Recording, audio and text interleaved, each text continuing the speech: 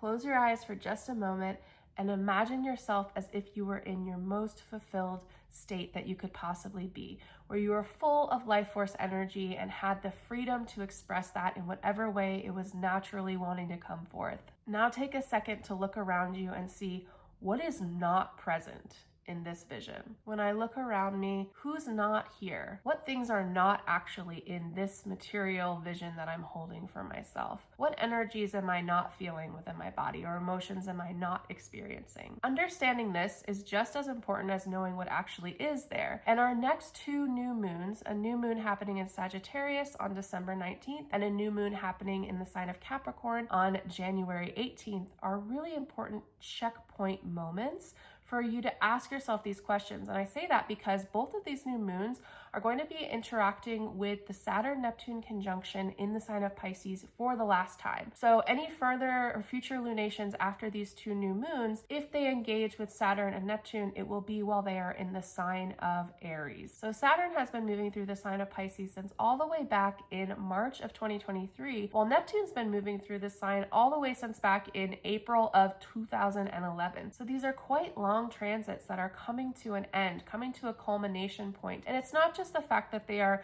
finishing their time through this particular sign, it's also holding all of the energy from the entire trip that both of these planets have gone on through the whole zodiac. So for Saturn, that's 30 years. And for Neptune, it's 164 years that it takes to go around the entire zodiac. That first new moon happening this Friday is going to be in a square to the Saturn-Neptune conjunction.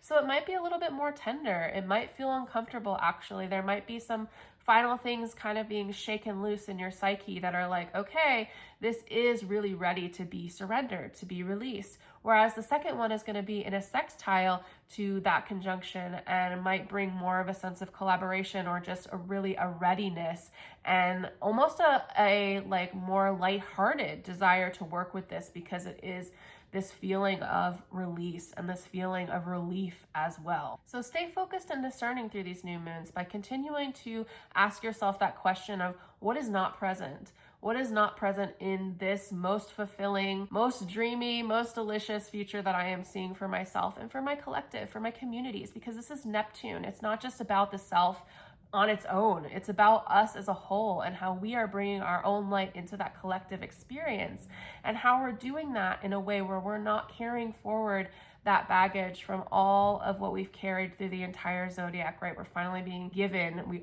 are in this moment being given that opportunity one last time to take a look around and say, what is it that we're not taking forward with us?